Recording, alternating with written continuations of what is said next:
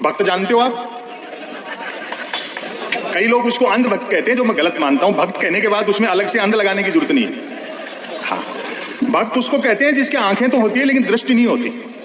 यहाँ विभिन्न जाति, भाषा, धर्म, संप्रदाय के लोग बैठे हैं और विभिन्न पार्टियों के बैठे हैं, ऐसा मैं मानकर चल रहा हूं।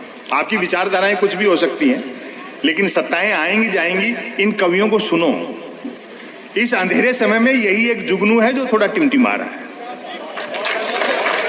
कल को सत्ता बदलेगी और ये लोग बदले की भावना से काम करेंगे तो आपकी पैरवी भी यही कवि और शायर करेंगे। ये मत सोचो कि ये इन्हीं की आवाज उठा रहे हैं, हमारे खिलाफ बोल रहे हैं। ऐसा नहीं है। भक्ति भाव गलत है। भक्त जानते हो आप?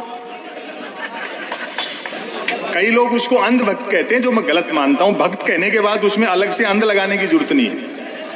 हाँ, भक्त उसको कहते हैं जिसकी आंखें तो होती है लेकिन दृष्टि नहीं होती, और वो हर पत्थर को देवता मानता है। अभी बाबा रामदेव जी ने तो कल उनको राष्ट्र ऋषि कह दिया, देव का अवतार कह दिया। ये इंतहा है। वो भी मनुष्य है, वोट मिले हैं, चुनाव जीत करके आए हैं, कल दूसरे आएंगे, सब चीजें चलती रहती है। देवता नहीं होता है नेता, और मानना भी नहीं चाहिए किसी भी पार्टी का हो, लेकिन भक्ति ऐसी होती है, हर पत्थर को देवता मान लेता है, अंधभक्ति में डूबा हुआ। वो एक भक्त तो माइलस्टोन को देवता समझ करके नारियल चढ़ा रहा था, मील के पत्थर को। तो किसी ने समझाया, भाई जिसके नारियल चढ़ा रहा है वो तो मील का पत्थर है, देवता नहीं है। वो अंधभक्ति में डूबा था। बोलो नहीं है, साक्षात देवता है। देखो इसने यहीं से बता दिया कि दिल्ली 250 किलोमीटर।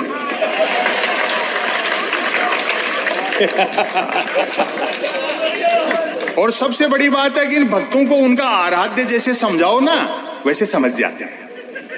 वो ऐसे बताते हैं कि पेट्रोल महंगे होने के क्या फायदे हैं, तो वो फायदे गिनाने लग जाते हैं। पहले कृषि कानूनों के फायदे बता रहे थे, वापस ले लिए तो हटाने के फायदे बताने लग गए। ये भक्ति होती है। वो गांव में से सड़क निकल रही थी, हाईवे, तो एक ऐसे नेता थे बड़े आराध्य, उनके भगत इकट्ठे हो गए, उनको कुछ मिला नहीं। बोलो नहीं, इधर सड़क नहीं बनेगी। कल को मान लो हमारे यहाँ चोरी हो जाए, तो सड़क बनने से हमें चोरों के पैरों के निशान नहीं मिलेंगे। जान चली जाए, सड़क नहीं बनेगी। बात ऊपर तक पहुंची, कंपनी के लोग आए, आराध्य को बुलाया गया, उसकी सेवा पूजा हुई, उसने अपने भक्तों को समझाया। और फिर देखो कैसे समझे।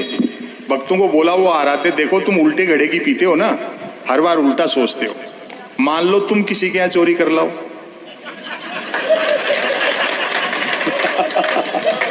तो कितनी अच्छी बात है कि तुम्हारे पैरों के निशान उनको नहीं मिलेंगे। सारे भक्त घर से गैंती फावड़ा परात उठा लाए, बोले जान चली जाए, सड़क यहीं बनेगी। बहुत बढ़िया। और भक्त को अंत में हासिल कुछ नहीं होता है। परसाई जी का एक लेख मुझे याद आता है। परसाई जी की जमीन पे खड़े हैं तो इसलिए बताना चाहते हैं। परसाई जी एक लेख में कह गए हैं, भक्त की अंतिम स्थिति।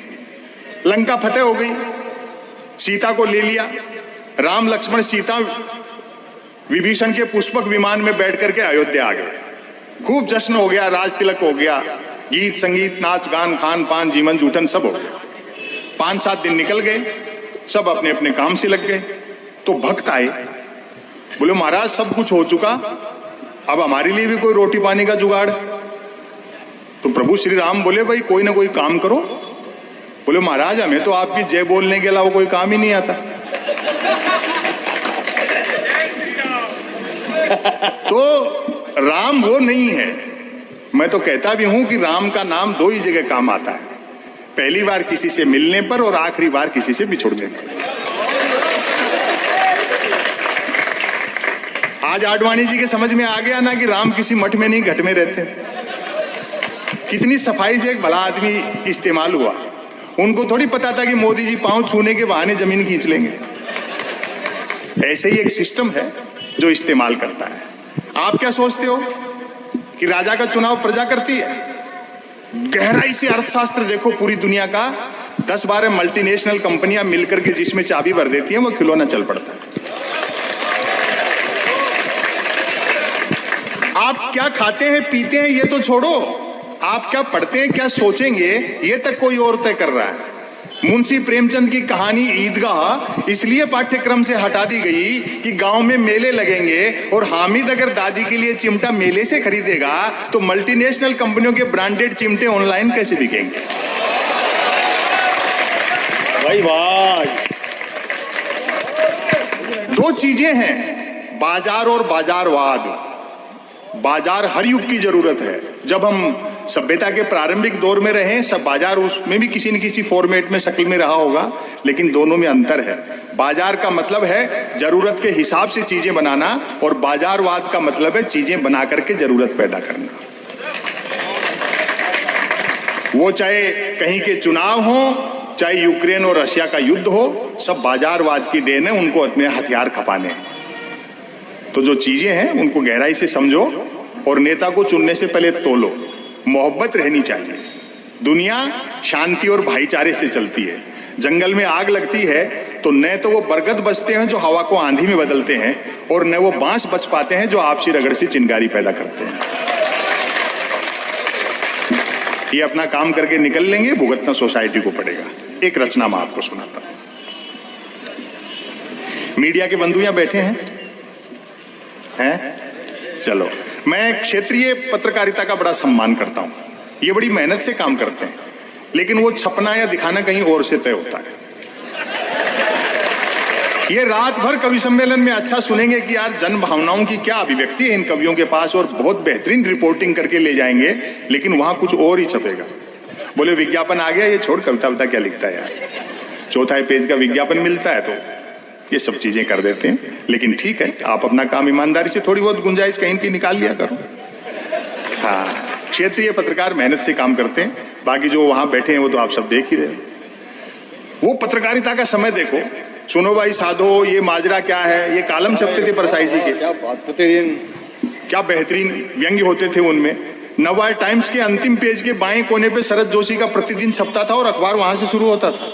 और ऐसी आक्रामक बात लिखते थे शरद जोशी जी, नाम लेकर के लिखते थे। परसाई जी नाम लेके लिखते थे, हम ही कोई नाम लिख के कोई व्यंग नहीं कर रहे हैं, हम उसी परंपरा का निर्वहन कर रहे हैं। यहाँ का तो मुझे पता नहीं, हमारे यहाँ तो अखबार 3 चीजों के लिए पढ़े जा रहे हैं: बिजली कटौती, उठावना और राशिफल। और रोज नए निकलते हैं। एक दिन तो अखबार के दफ्तर से 2 लोग आ गए, बोले संपत सरल जी नया अखबार लॉन्च कर रहे हैं, आप भी ग्राहक बन जाओ। क्योंकि अखबारों का कोई पाठक तो बनता नहीं, ग्राहक ही बनते। 1 रुपए में 16 पेज।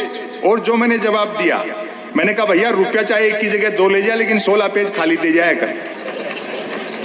फिर मैंने रिसर्च की कि इतने अखबार बिकते कैसे हैं। तो अचानक एक दिन एक अखबार के दफ्तर से फोन आया, बोले संपत सरल जी आज आपका नाम हमारे अखबार में छपा, मैं बड़ा खुश हुआ जी, आपका अखबार कहाँ मिलता है? बोले हमारा अखबार कोई होकर नहीं बांटता है, जिस किसी का नाम छप जाता है दिन भर वही खरीद खरीद कर बांटता है।